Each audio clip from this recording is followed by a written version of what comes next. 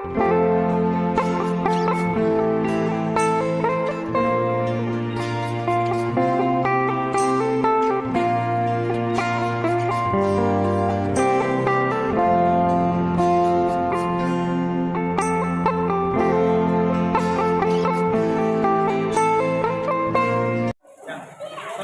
warahmatullahi wabarakatuh.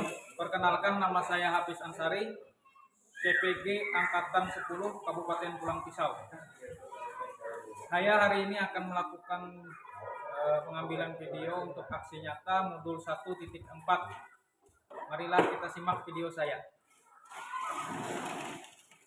Selamat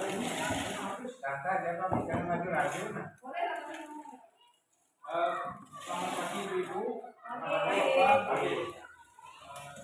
Saya bersyukur artinya saya dari tahun 2010 di mana korbannya itu ada 6 PP dengan masing-masing 6 dalam guru penggerak, jadi ada 36 orang.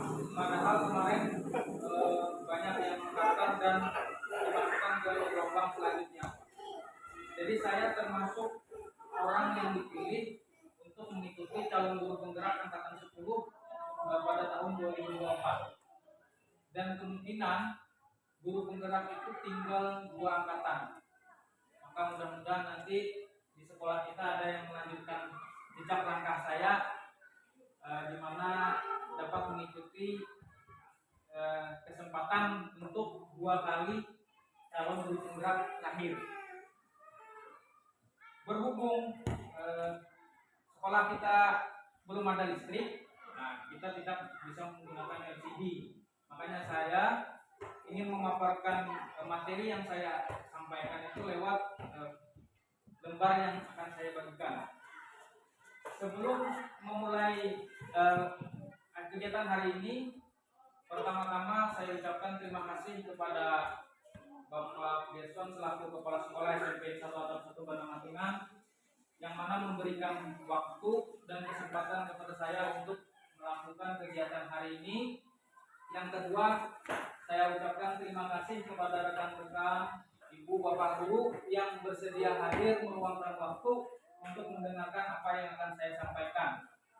Alangkah baiknya sebelum kita memulai pelajaran yang akan saya sampaikan hari ini, marilah kita berdoa. Mungkin doa bisa dipimpin oleh salah satu rekan guru. Waktu sudah tepat, saya persilahkan.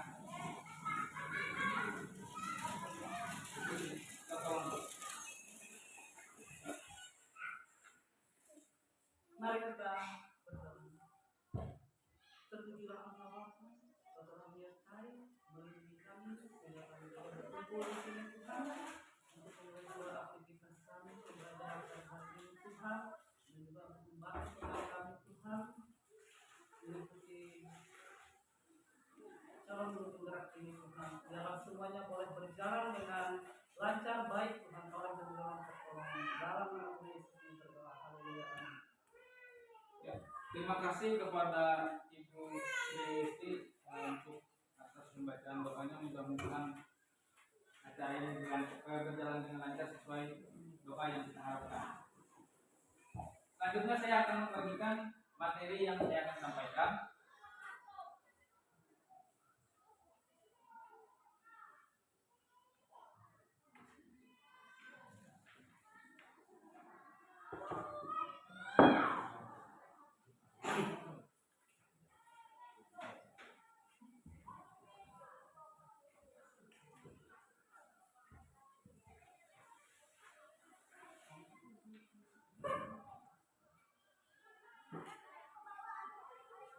Ya, saya lanjutkan. Jadi selama saya mengikuti kegiatan calon guru penggerak, itu ada yang pertama itu saya diajarkan modul 1.1 itu tentang filosofi Ki Hajar Dewantara. Jadi menurut Ki Hajar Dewantara, pendidikan adalah pembudayaan buah budi manusia yang beradab dan buah perjuangan manusia terhadap dua kekuatan yang selalu mengelilingi hidup manusia, yaitu kodrat alam dan kodrat zaman atau masyarakat. Nah, jadi kodrat alam artinya pendidikan itu mengarah kepada apa ada misalnya budaya sini, habis itu kekayaan alam yang ada di sini, itu yang akan diangkat. Dan juga kodrat zaman. Nah, artinya zaman. Zaman ini biasanya identik dengan teknologi, artinya mengikuti perkembangan zaman yang ada. Nah, dalam menuntun laku dan pertumbuhan kodrat anak, GHD mengibaratkan peran pendidik itu sebagai seorang petani. Nah, jadi kita tuh dianggap seorang petani. Murid-murid kita itu sebagai benih. Nah, dalam artian benih itu sudah mempunyai kodratnya masing-masing. Artinya setiap benih itu sudah mempunyai cikal bakalnya masing-masing. Misal kita benihnya itu buah pepaya, pasti nanti dia akan menghasilkan buah pepaya. Nah, jadi anak-anak itu tidak sama. Jadi seperti benih, ada pepaya, ada rambutan, ada nangka. Artinya pada saat kita tanam, kita rawat, itu kita bagaimana caranya untuk merawatnya supaya bakatnya itu tumbuh masing-masing. Tidak bisa kita memaksakan ini benih, pepaya, buahnya nangka. Nah, jadi kita mengarahkan sebagaimana yang dikatakan oleh Ki Hajar Dewantara. Nah, sebaliknya meskipun biji yang disemai tersebut adalah bibit yang berkualitas, namun tumbuh di lahan yang gersang dan tidak mendapatkan pengairan dan cahaya matahari serta tangan dingin Pak Tani, kemungkinan besar biji tersebut tumbuh namun tidak bisa optimal. Dan Ki Hajar Dewantara juga menekankan bahwa pendidikan di sekolah itu tidak lepas dari pendidikan juga orang tua di rumah, itu sangat penting. Makanya kenapa kita itu selain kita mengajar di sekolah, kita juga harus berkolaborasi dengan orang tua. Maka setiap ada waktu-waktu tertentu kita harus melakukan kolaborasi dengan orang tua, bisa memanggil orang tua atau bisa memberikan hasil pembelajaran murid kita kepada orang tua, sehingga nanti ada suatu kerjasama antara orang tua guru, di mana pendidikan itu yang kita tahu sekarang ini bahwa orang tua itu melepaskan pendidikan ke sekolah, padahal seharusnya selain belajar di sekolah, anak itu juga harus belajar di rumah, khususnya budi pekerti. Karena budi pekerti itu sangat penting. Kadang-kadang apa yang dibawa mereka di rumah itu akan dibawa mereka juga ke sekolah. Selanjutnya, kita itu sekarang mengacu pada pelajar Pancasila. Pelajar Pancasila adalah perwujudan pelajar Indonesia sebagai pelajar sepanjang hayat yang memiliki kompetensi global dan berperilaku sesuai nilai-nilai Pancasila dengan 6 ciri utama. Yang pertama beriman, bertakwa kepada Tuhan Yang Maha Esa dan berakhlak mulia, berpendidikan global, bergotong royong, mandiri, bernalar kritis dan kreatif. 6 elemen profil pelajar Pancasila itu yang pertama berakhlak mulia. Berakhlak mulia itu terbagi lagi menjadi 5. Akhlak beragama. Nah, akhlak beragama itu sudah kita ketahui bahwa yang namanya agama itu menjalankan perintah agama, yang pasti dulu beriman kepada Tuhan. Terus akhlak pribadi, ini artinya kita menghormati diri pribadi kita, artinya menjaga diri. Terus akhlak kepada manusia, artinya baik kepada keluarga, teman, ataupun sesama manusia. Akhlak kepada alam, itu khusus biasanya kita kepada menjaga alam. Bagaimana kita menjaga alam, memanfaatkan alam di sekitar kita, jangan sampai alam di sekitar kita itu rusak karena kita. Yang terakhir adalah akhlak bernegara, artinya dalam kita lingkup ini kita adalah kesatuan, artinya mulai dari kita berumah tangga, habis itu ada RT, RW, habis itu desa, kecamatan, kabupaten, provinsi, dan suatu negara. Artinya kita mengambil peran sebagai masyarakat yang baik. Yang kedua adalah berkebinekaan, mengenal dan menghargai budaya. Artinya budaya kita ini banyak. Ada apalagi kita di sini. Saya suku Banjar, ada suku Jawa, ada gaya. Terus kemampuan berkomunikasi intelektual dalam berinteraksi dengan sesama. Yang ketiga, refleksi dan tanggung jawab terhadap pengalaman kebinekaan. Yang ketiga adalah nilai gotong royong. Sudah tahu, sekarang nilai gotong royong ini mulai reda. Khususnya di masyarakat kita sekarang, kalau ada acara-acara itu biasanya gotong royongnya mulai reda. Hanya keluarga-keluarga yang datang untuk membantu kegiatan acara. Makanya di sana ada kolaborasi. Kolaborasi itu artinya saling membantu, berhubungan, bertukar pendapat. Yang kedua, kepedulian, dan yang ketiga, berbagi. Artinya apabila misalnya kita mengikuti pelatihan, kita mendapatkan ilmu, kita mendapatkan pengalaman, itu alangkah baiknya kita berbagi. Sebagai guru kita bisa berbagi sama guru atau dengan guru sekolah lain. Begitu juga kita bisa juga mengambil pelajaran dengan guru di sekolah kita maupun guru di sekolah lain. Terus mandiri. Mandiri ini adalah kesadaran akan diri dan situasi yang dihadapi. Terus realisasi diri. 5, bernalar kritis, memperoleh dan memproses informasi gagasan. Yang kedua, menganalisis dan mengevaluasi penalaran, merefleksi dan mengevaluasi pemikiran sendiri. Yang terakhir adalah mengambil keputusan. Nah, biasanya bernalar kritis ini sangat mempengaruhi apa yang kita putuskan. Nah, makanya ada masalah itu harus kita pertimbangkan dulu apa yang akan kita putuskan. Yang terakhir adalah kreatif. Nah, kita sudah tahu apa itu kreatif, baik itu dalam pembelajaran ataupun dalam kehidupan kita sehari-hari. Nah, artinya dalam pembelajaran kita bisa memodifikasi model-model pembelajaran yang kita akan ajarkan. Nah, ini yang masuk ke dalam guru penggerak.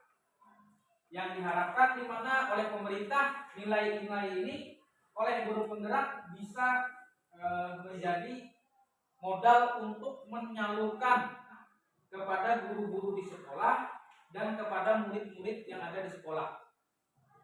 Yang pertama adalah mandiri. Jadi seorang guru penggerak itu dituntut mandiri. Artinya dia mampu mendorong dirinya sendiri untuk melakukan perubahan, untuk memulai sesuatu, untuk mengerjakan sesuatu terkait dengan perubahan apa yang diinginkan. Seorang guru penggerak termotivasi untuk mengembangkan dirinya tanpa harus menunggu adanya pelatihan yang ditugaskan oleh sekolah ataupun dinas. Guru penggerak mendorong dirinya untuk meningkatkan kapabilitas dirinya tanpa perlu dorongan dari pihak lain. Makanya motto kami itu guru penggerak itu adalah tergerak, bergerak, dan menggerakkan. Artinya mulai diri sendiri dulu tergerak, setelah tergerak itu bergerak, dan akhirnya menggerakkan. Tapi bukankah guru penggerak itu artinya lebih bahasanya tuh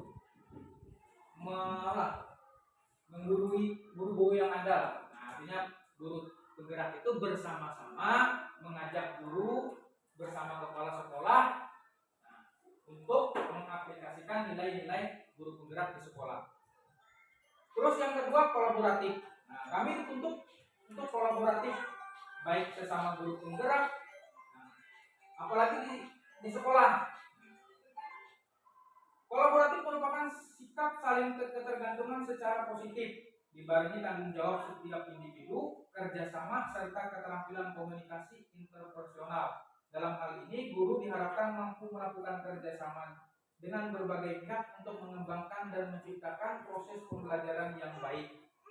Selain itu, guru juga bisa memberikan feedback adalah merupakan jalan terbaik untuk mencapai tujuan dalam menumbuh kembangkan kognitif efektif. Nah, jadi feedback itu umpan balik. Nah, misalnya saya mengajar, terus ada Ibu Krisna yang di belakang. Nah, habis itu beliau melihat saya mengajar, memperhatikan. Setelah selesai saya tanya, Bu, bagaimana saya mengajar? Terus apa kekurangan saya mengajar? Nah, tidak hanya itu, guru penggerak itu dituntut melakukan refleksi juga feedback dari anak murid. Nah, ditanya anak muridnya, bagaimana pembelajaran Ibu hari ini? Apakah pembelajaran Bapak hari ini menarik? Apakah kira-kira ada yang kurang dari pembelajaran Bapak hari ini? Nah, dari feedback tersebut nanti dikaji ulang. Apa yang kurang bisa diperbaiki. Yang sudah baik maka akan dipertahankan.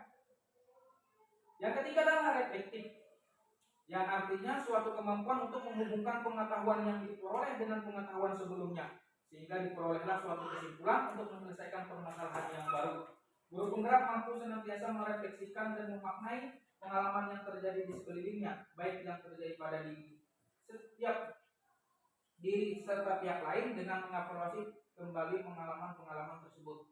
Nah, padahal diajarkan bahwa sebenarnya setelah kita mengajar itu dikhususkan pembelajaran kita itu dimaknai. Nah, misalnya kalau kita belajar kayak matematika, menghitung bangun ruang. Nah, ini fungsinya nanti kalau kamu sekolah jadi arsitektur, nah ini sangat penting. Bangun ruang ini kenapa? Karena dalam membentuk suatu bangunan kamu harus menyesuaikan bangunan itu seperti apa. Atau misalnya olahraga. Nah, ini kita melakukan pemanasan. Kalau mau renang pemanasannya ini, karena waktu renang itu begini-begini, maka harus dilakukan pemanasan sini supaya mencegah misalnya perang apa gitu. Apalagi pembelajaran agama itu sangat memaknainya sangat bermakna. Kenapa? Karena selain mendidik secara intelektual, juga mendidik secara rohani. Nah, artinya prakteknya di rumah. Agama menyuruh begini. Jadi kita di rumah sama orang tua begini, sama teman begini, sama yang lebih tua begini. Nah, yang keempat adalah berpihak pada murid. Nah, ini yang berpihak pada murid yang dikatakan oleh Ki Hajar Dewantara tadi adalah kita itu menganggap murid kita itu sebagai bibit. Artinya bagaimana bibit itu jangan sampai gagal. Kita tanam, kita rawat, harus subur dan berbuah. Jangan sampai kita di tengah jalan bibitnya gagal. Guru yang berpihak pada murid berarti dapat menempatkan diri seandainya guru menjadi murid. Respek pada murid tidak didasarkan pada rasa suka atau tidak suka murid maupun guru. Guru bisa menciptakan lingkungan belajar yang asik, nyaman, aman, dan menyenangkan, serta memperhatikan kepentingan murid dan mampu mengembangkan potensinya. Nah, apalagi misalnya di kelas itu ada yang disabilitas, otomatis perlakuannya itu lebih khusus. Nah, jadi kita diajarkan untuk bagaimana caranya mendidik murid normal dengan disabilitas tanpa membedakan dengan cara apapun, sekira pembelajaran antara yang disabilitas ataupun yang normal itu dapat menerima pendidikan yang sama. Terus yang terakhir, inovatif. Nah, seorang guru sekarang dituntut untuk mampu membuat gagasan-gagasan baru dan tepat guna terkait situasi tertentu ataupun permasalahan tertentu.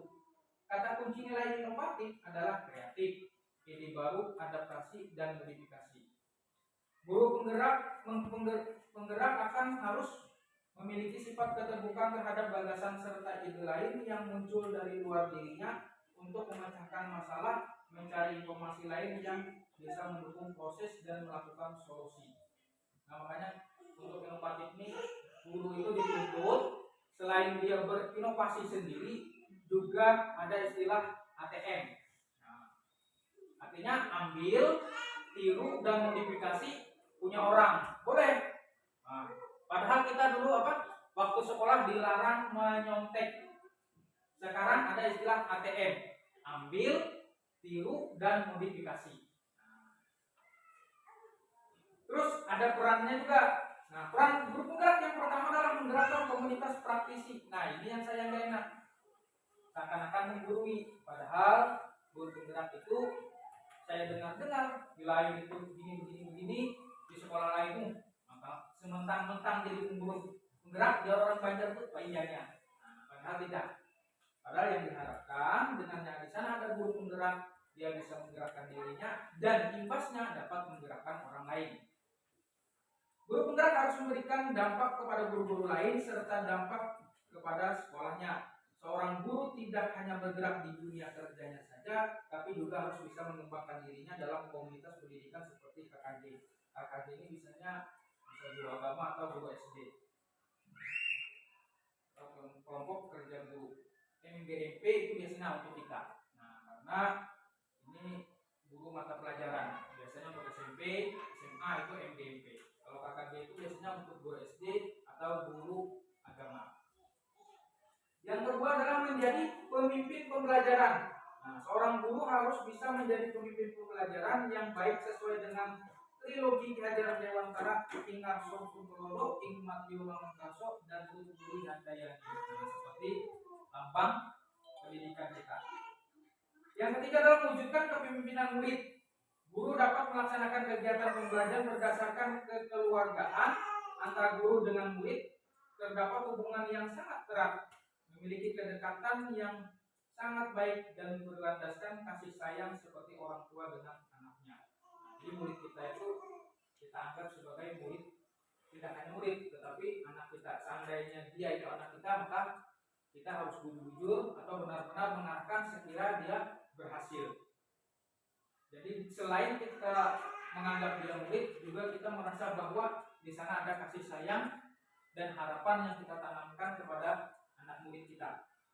Yang keempat adalah mendorong kolaborasi antar guru. Nah, guru penggerak harus bisa membuka ruang diskusi positif dan ruang kolaborasi atau keterampilan yang memungkinkan seorang bekerja sama dengan orang lain antara guru dan pemangku kepentingan di dalam dan luar sekolah untuk meningkatkan kualitas pembelajaran. Jadi kolaborasi antar guru itu sangat penting karena kita tidak tahu kekurangan kita kalau kita tidak bertanya kepada orang lain, dan kita juga harus melihat kelebihan orang lain yang bisa kita tiru. Yang terakhir adalah menjadi coach bagi guru lain. Nah, ini yang keren nih, menggurui. Guru penggerak diharapkan mampu untuk melakukan perubahan di masing-masing institusi pendidikan mereka. Guru penggerak memiliki program untuk melatih potensi motorship dan kepemimpinan mereka untuk mampu membantu guru-guru lain. Nah, jadi ini jangan salah paham yang terakhir ini. Artinya guru penggerak itu bukan dia menganggap guru yang di sini ini tidak kompeten, enggak. Tapi sebenarnya guru penggerak itu bersama-sama menggali seperti apa yang murid. Ada yang murid tadi, ada bibit-bibit dari diri seseorang itu yang harus digerakkan, yang selama ini masih belum tumbuh. Karena setiap manusia itu pasti punya potensi. Karena Tuhan itu menciptakan manusia itu pasti punya kelebihan dan kekurangan. Bagaimana caranya sekiranya kelebihannya itu bisa tumbuh sehingga bisa dapat menutupi kekurangan guru kita, kekurangan kita. Nah, sebelum masuk segitiga restitusi, dari dalam guru penggerak itu misalnya guru di kelas itu, hal kita di kelas itu yang kita tahu. Makanya kemarin saya lokal 1 itu, lokal 2 itu mengenai visi misi. Sebenarnya sudah bagus visi misi sekolah kita. Cuman untuk guru penggerak itu punya visi misi sendiri, sehingga visi guru penggerak itu dikolaborasikan dengan visi sekolah, sehingga visi sekolah itu ada istilahnya berkolaborasi dengan visi guru penggerak. Begitu juga dengan kelas. Nah, jadi kita dengan murid itu, saya waktu pelatihan itu diajarkan. Sebenarnya dulu kita di sekolah itu punya aturan. Pasti di kelas itu punya aturan. Tetapi di dalam guru penggerak ini diajarkan bahwa aturan itu tidak dimunculkan begitu saja.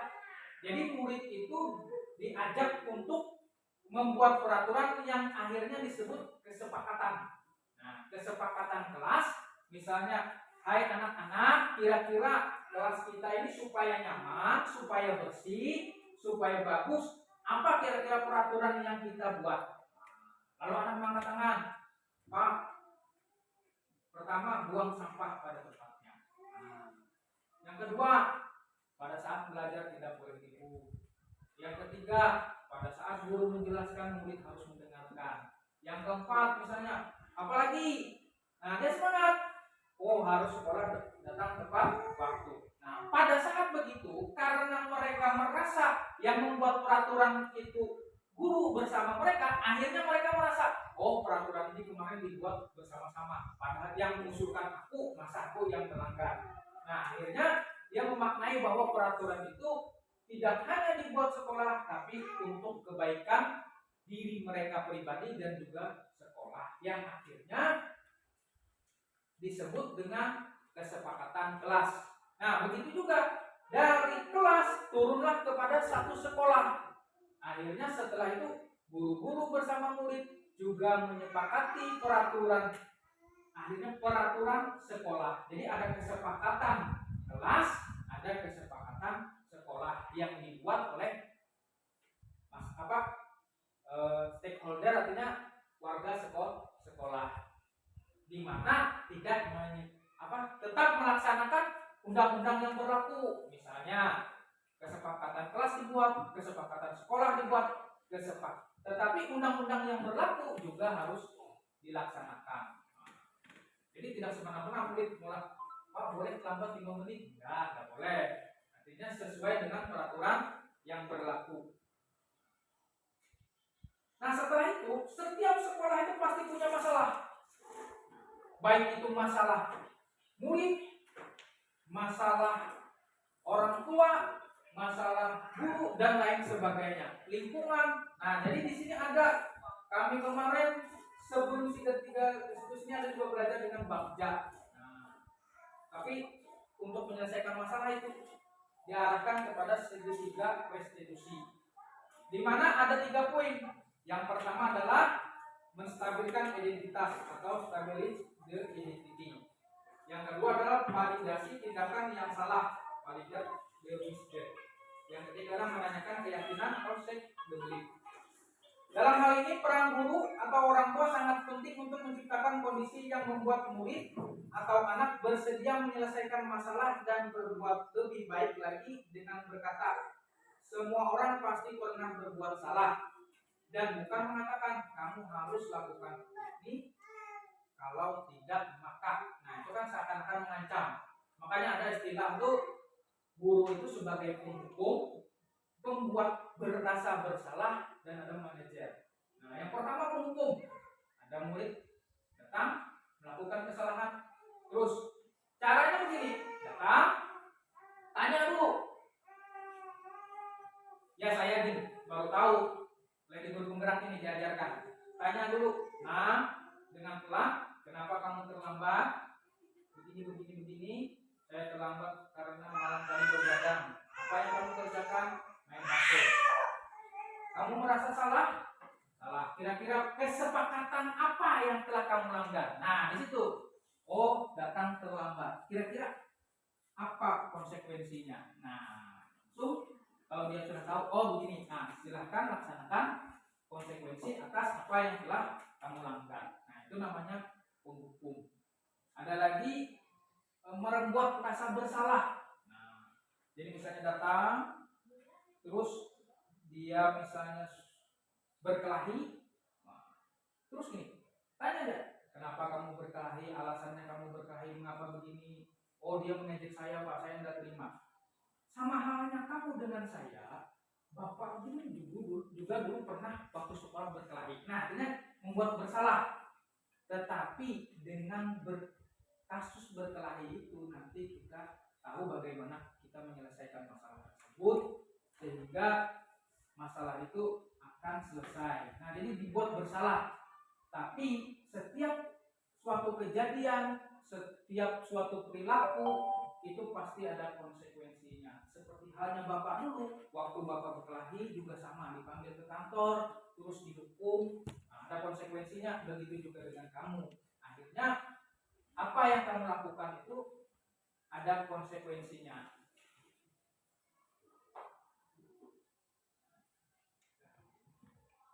Terus langkah pertama adalah yang dilakukan pada segitiga restitusi, yakni pada bagian dasar segitiga dan menstabilkan identitas. Ya dari misalnya kalau datang murid yang salah itu jangan langsung kita marahi. Tanya dulu, apa kabar? Kenapa kamu begini? Jangan langsung marah, menstabilkan identitas namanya. Jika anak berbuat salah, maka ada kebutuhan dasar mereka yang tidak terpenuhi. Ditanya dulu. Bagian dasar segitiga restitusi memiliki tujuan untuk merubah orang yang gagal karena telah berbuat kesalahan menjadi orang yang sukses. Karena diharapkan setelah dia melakukan kesalahan, terus kita lakukan segitiga restitusi, akhirnya dia akan memperbaiki kesalahan tersebut dan tidak akan mengulang lagi kesalahan yang sama. Tidak ada manusia. Kita harus mampu meyakinkan mereka dengan mengatakan kalimat seperti tidak ada manusia yang sempurna. Saya juga pernah melakukan kesalahan seperti itu. Ketika seseorang dalam kondisi emosional, maka otak tidak akan mampu berpikir rasional. Saat inilah kita menstabilkan identitas anak. Anak kita bantu untuk tenang dan mencari solusi untuk menyelesaikan permasalahannya. Langkah kedua adalah memvalidasi tindakan yang salah. Artinya setelah tahu itu salah, kita tanya lagi. Konsep langkah kedua adalah kita harus memahami kebutuhan dasar yang mendasari tindakan anak berbuat kesalahan. Menurut teori kontrol, semua tindakan manusia, baik atau buruk, pasti memiliki maksud dan tujuan tertentu. Ketika kita menolak anak yang berbuat salah, dia akan tetap dalam masalah. Yang diperlukan adalah kita memahami alasan mereka hal tersebut sehingga anak merasa dipahami. Kadang-kadang anak itu macam-macam. Ada yang minta perhatian. Langkah ketiga yaitu menanyakan keyakinan kelas. Keyakinan. Teori kontrol menanyakan bahwa kita pada dasarnya termotivasi secara internal. Ketika langkah 1 dan langkah 2 sukses dilakukan, maka anak akan siap untuk dihubungkan dengan nilai-nilai yang dipercaya. Dia percaya dan berpindah menjadi orang yang dia inginkan. Artinya kepada nilai-nilai kesepakatan yang dibuat bersama tadi. Penting menanyakan kepada anak tentang kehidupan ke depan yang dia inginkan. Ketika mereka sudah menemukan gambaran masa depannya, guru dapat membantu mereka untuk tetap fokus pada gambarannya. Melalui segitiga restitusi, kita dapat mewujudkan mereka menjadi murid yang merdeka. Mereka mampu menyelesaikan masalah dengan memotivasi internal dan bertanggung jawab terhadap pilihannya. Itulah penjelasan mengenai segitiga restitusi dan langkah-langkah untuk penerapannya. Mungkin itu yang bisa saya sampaikan. Mungkin ada pertanyaan, ya silahkan. Siapa tahu ada masalah. Mari kita coba menyelesaikannya dengan segitiga restitusi. Kalau nggak ada,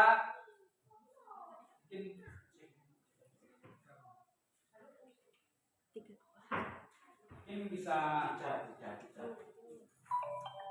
ada pengalaman-pengalaman tentang masalah yang berkaitan dengan anak murid.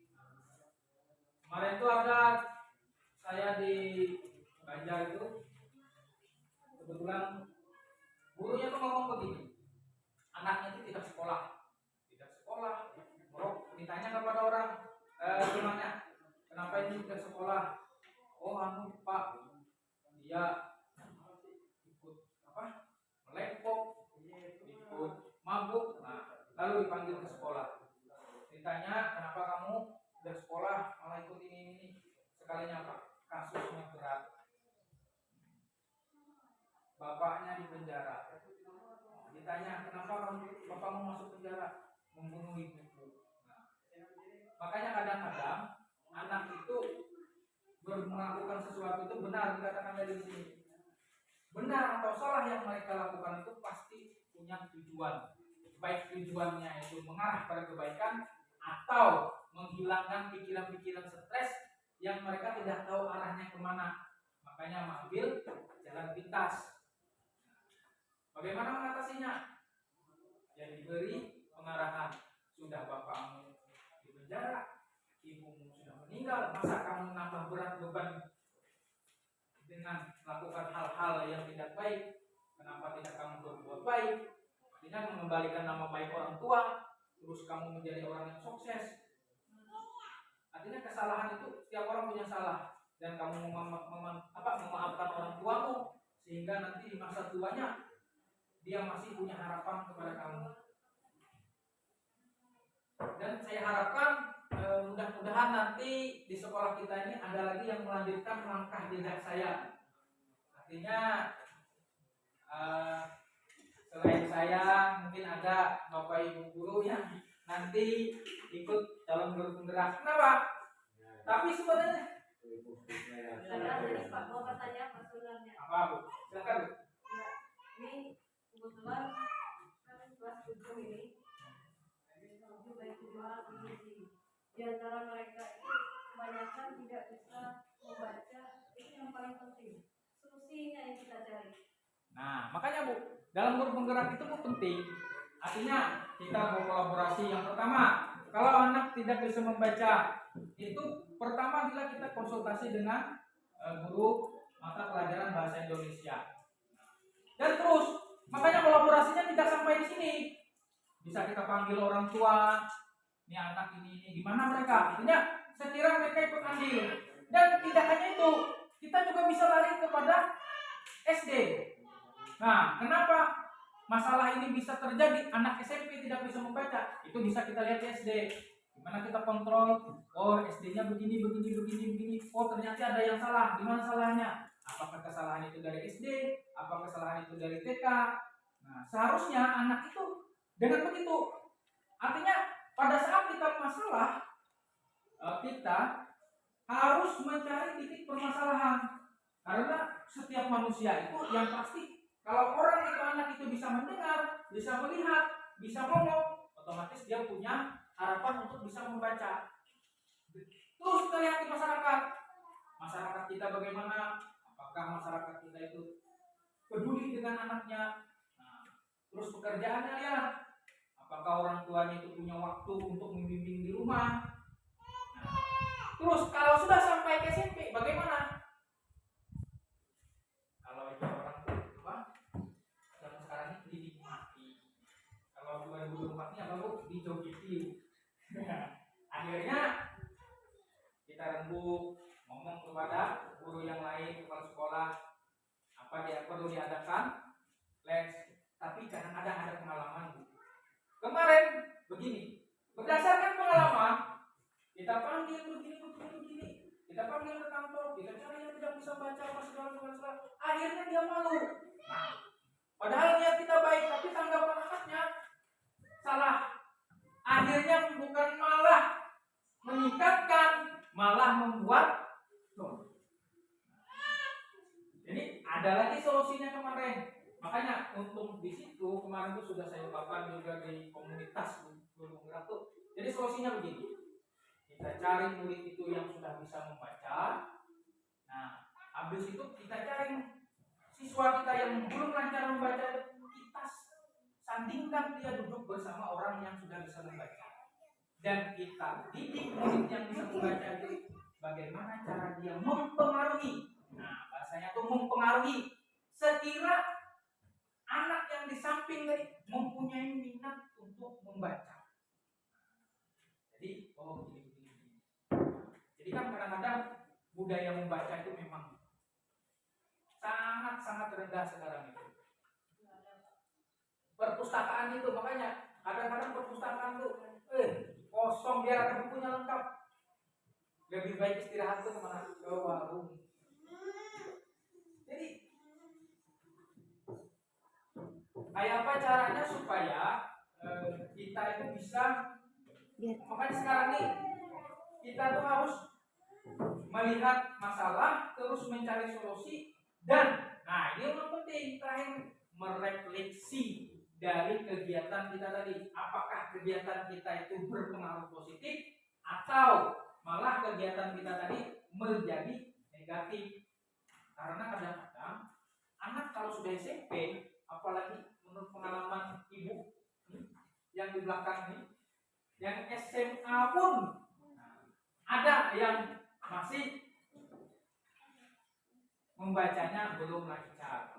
Seperti halnya kita, guru SMA kadang-kadang berpikir nih kenapa di SMP begini. Terusnya akhirnya guru SMP begitu. Nih kenapa SMP begini, SD-nya gimana nih gini. Nah, dari akarnya. Jadi kemarin pernah Bu waktu di Banjar masuk waktu masuk sekolah, waktu saya mengajar motor di Banjar, itu orang tua murid ribut. Kenapa SD tempat bapak waktu masuk sekolah melakukan tes membaca? Terus bilang saya, Bu, kami melakukan tes ini supaya kami mengetahui sampai mana tingkat kemampuan anak ini. Terus saya ditanya lagi, guru TK, saya sudah kemarin itu waktu itu KKD kami SD.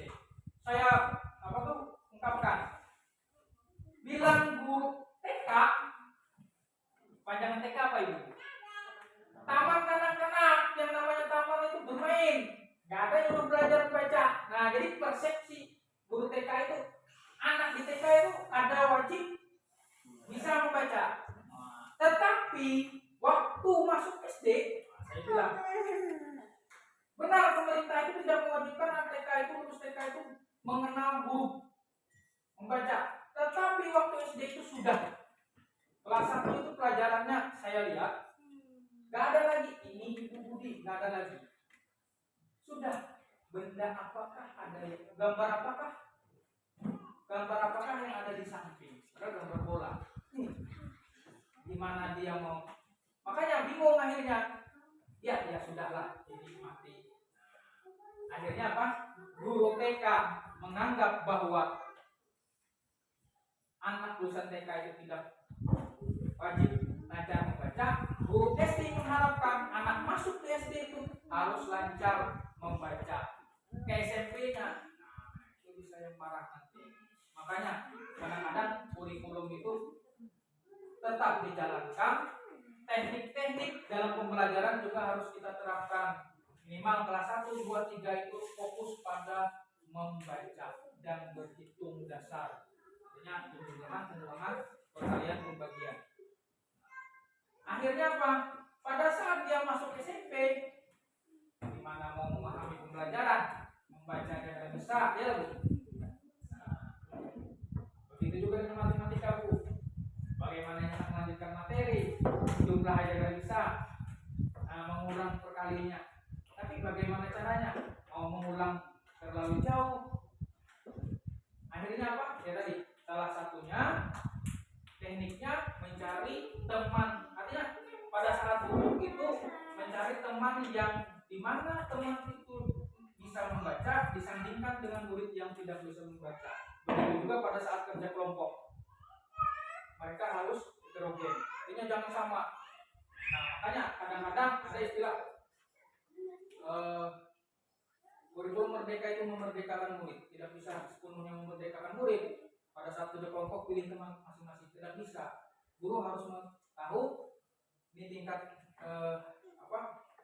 kecakapannya sampai mana disandingkan dengan orang-orang yang di bawahnya, sehingga nanti ada transfer ilmu yang tidak disadari. Nah, itu yang diharapkan. Yang tidak disadari akhirnya menularkan ilmu yang bermanfaat. Makanya penting Bu, kadang-kadang guru itu ulang di sekolah, enaknya jadi guru. Padahal utama pendidikan itu sebenarnya bukan di sekolah. Pendidikan utama itu adalah di rumah. Nah, bukan sekolah. Karena coba lihat saja, kita lihat orang tuanya begini, yang memang memperhatikan pendidikan anaknya itu beda. Anaknya di sekolah itu beda dengan yang lain.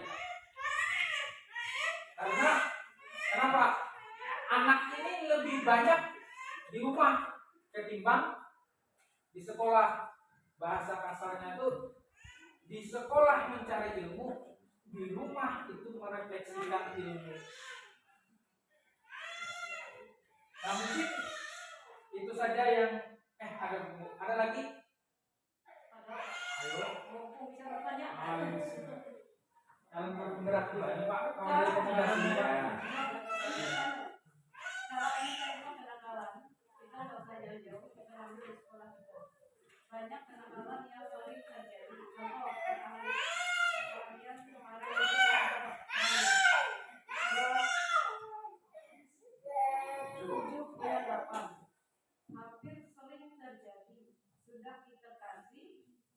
jalan keluarnya seperti ini malah dikasih hukuman. Ujung-ujungnya akan terulang kembali. Solusi yang terbaik gimana, Pak? Nah, makanya Bu, perkelahian itu di masalah itu dilihat dulu. Nah, titik masalahnya di mana. Habis itu, makanya segitiga restitusi tadi. Nah, dibuat dia bersalah. Oh, saya Bapak juga dulu pernah berkelahi, makanya Bapak dipanggil begini-begini. Akhirnya kita arahkan, kira-kira kalau berkelahi ini, kira-kira kalau sampai mengakibatkan kriminal, nah kira-kira siapa yang rugi? Nah, makanya diarahkan siapa yang rugi. Akhirnya dia berpikir, kira-kira kalau yang kalian terluka, terus orang tua yang terluka korban ini tidak terima melapor ke polisi atau hukum, kira-kira sekolah rugi lah? Tidak, yang rugi kalian. Nah, makanya di situ ada istilah kita dulu mencari masalah, terus membuat mereka merasa bersalah. Nah, dari situ nanti timbul keinginan mereka ingin memperbaiki apa yang telah terjadi. Dan yang penting itu adalah peran orang tua. Kadang-kadang pada saat berkelahi, coba panggil saja orang tuanya, maka mereka akan takut. Cuma orang tua kita ini kadang-kadang kalau berkelahi memang datang sekolah ini, malah kadang-kadang malu. Orang anak itu berkelahi malu datang ke sekolah, yang datang bukan orang tuanya, tapi adiknya atau adiknya. Nah, itu yang jadi masalah. Seakan-akan mereka itu lebih mementingkan gengsinya ketimbang penyelesaian masalah anaknya. Apalagi Bu yang kasus-kasus di Jawa, nah pakai senjata, ayo luka meninggal, itu parah lagi. Kalau kita di sini masih berkelahi, dan kadang-kadang Bu penting juga anak itu diancam. Ini kalau ini berkelahi menurut agama, nanti di akhirat ini ada tuntutannya. Ya Bu, ada lagi Bu?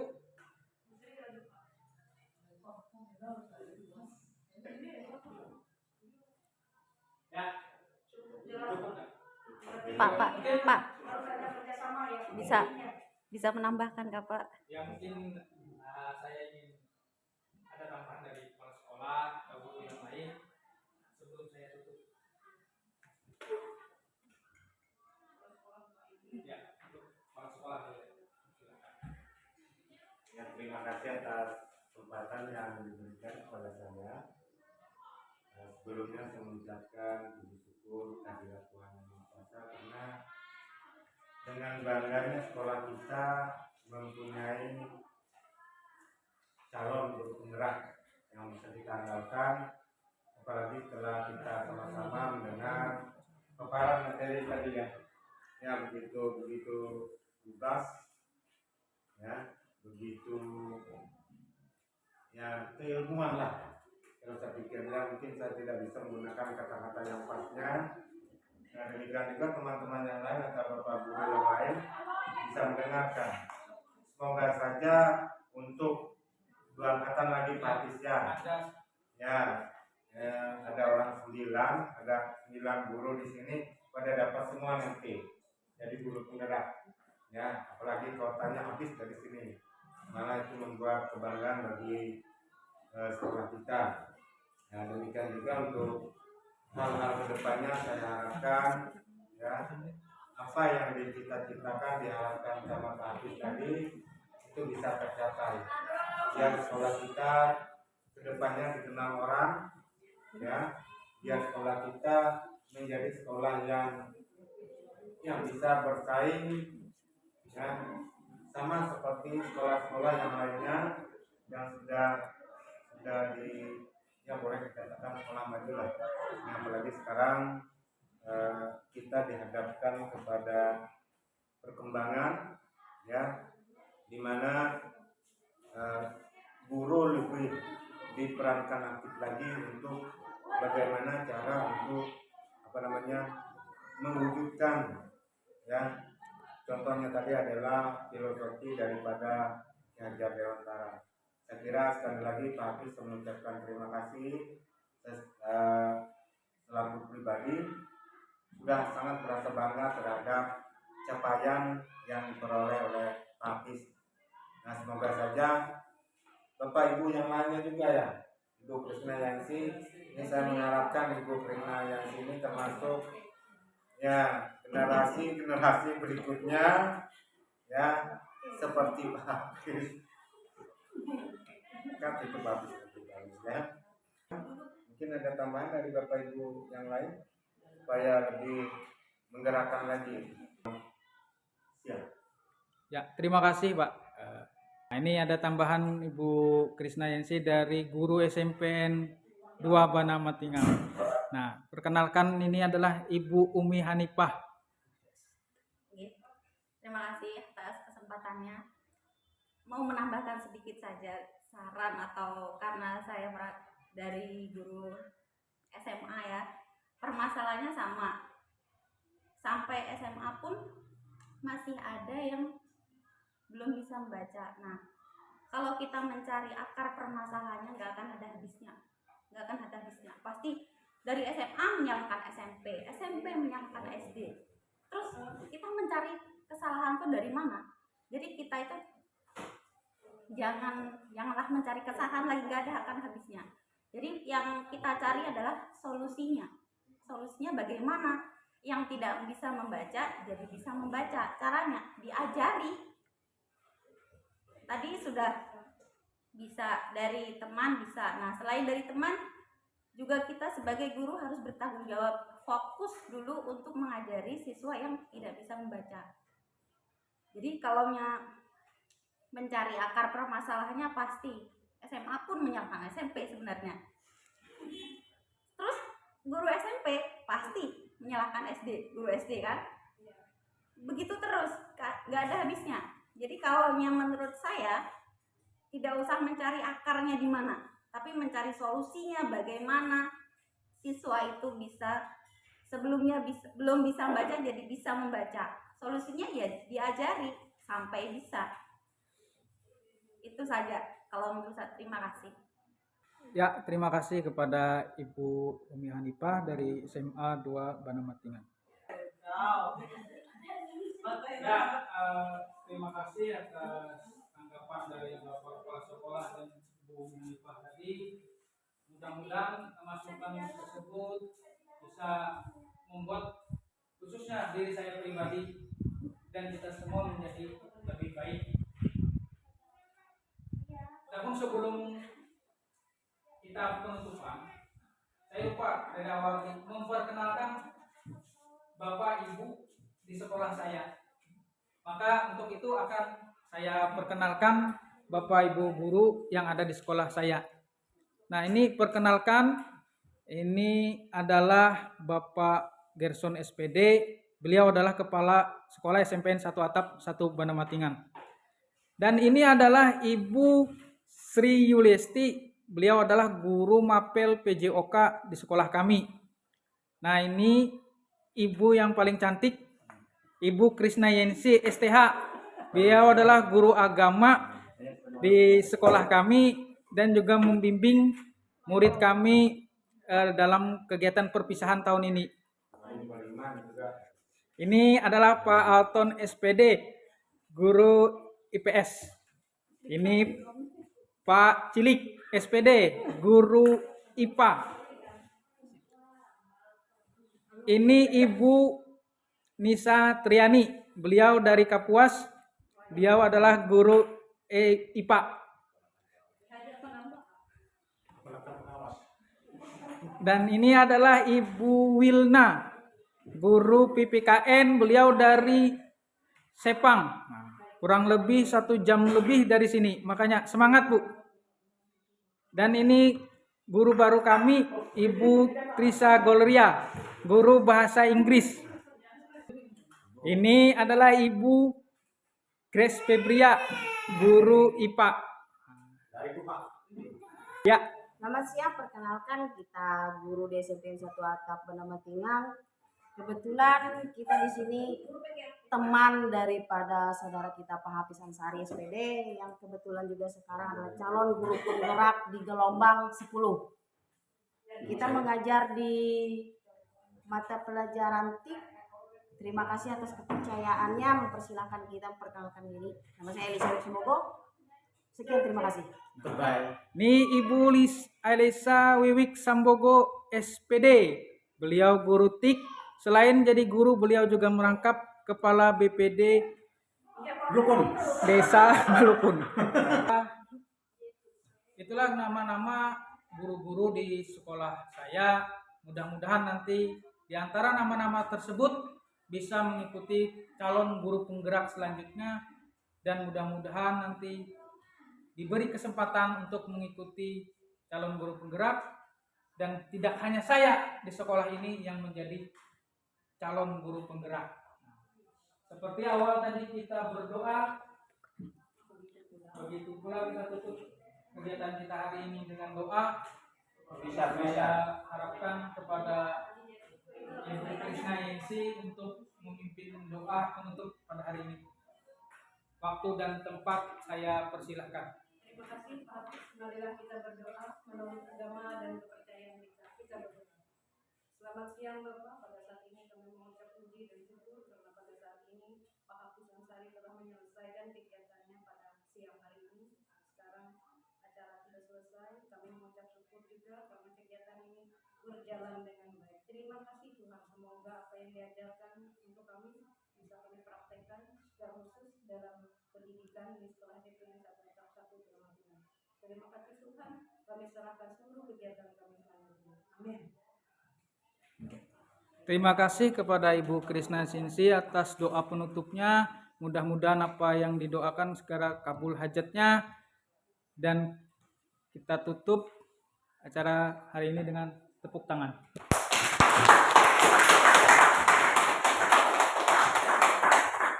Dadah, halo. Dadah. Oke, sampai ketemu lagi.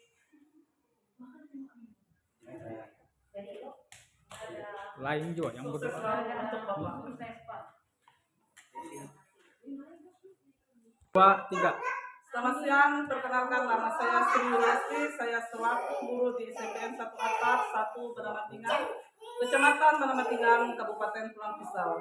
Pada kesempatan ini saya akan memberikan testimoni kepada salah satu calon guru penggerak angkatan 10, yaitu yang bernama Hafiz Ansari. Saya senang sekali karena beliau dapat mewakili sekolah kami untuk mengikuti program calon guru penggerak. Karena sebelumnya belum ada yang mengikuti program ini di sekolah kami. Saya berharap beliau nanti dapat menularkan semangat dan pengalamannya kepada guru-guru di sekolah kami. Berdasarkan pengamatan saya, Pak Hafiz sudah melakukan perubahan mengajar. Beliau menerapkan pembelajaran yang berpihak kepada murid, berkolaborasi dan berbagi ilmu kepada rekan sejawat. Semoga Pak Hafiz dapat memberikan perubahan budaya positif di lingkungan sekolah kami untuk mencapai tujuan pendidikan dan mewujudkan siswa yang berkarakter. Sekian testimoni dari saya. Selamat siang. Terima kasih. 3. Perkenalkan, nama saya Elisa Wiwik Sambogo. Kita selaku guru mata pelajaran TIK di SMP 1 Atap 1 Benamatingang, Kecamatan Benamatingang, Kabupaten Pulang Pisau. Terima kasih atas kesempatan yang diberikan. Kita sekarang memberikan testimoni khusus untuk Pak Hafiz Ansari selaku calon guru penggerak angkatan 10. Saya senang sekali beliau dapat mewakili dari sekolah kita, salah satu ya bisa dikatakan kontingen lah untuk angkatan calon 10. Angkatan 10 calon guru penggerak. Karena sebelumnya belum ada yang mengikuti program ini. Saya berharap beliau nanti dapat menularkan ilmu yang didapat selama sekolah di calon guru penggerak untuk guru-guru kita yang ada di sini. Begitupun untuk kedepannya nanti, ya bisa dikatakan pengalaman buat kita sebagai guru-guru yang ada di sini dan menularkan ilmu dan pengalaman yang sudah beliau dapat untuk kita guru-guru yang ada di sini. Berdasarkan pengamatan saya, selama Pak Hafiz Ansari mengajar di sini, banyak sekali melakukan perubahan. Beliau menerapkan pembelajaran yang didapat ketika sekolah calon guru penggerak kepada murid-murid, begitupun berkolaborasi dengan rekan sejawat. Habis itu Papis juga dapat memberikan perubahan yang positif di lingkungan sekolah kita. Begitupun untuk tujuan sebenarnya adalah mencapai pendidikan dan mewujudkan siswa yang berkarakter. Sekian yang bisa saya sampaikan berdasarkan testimoni dari saya. Terima kasih.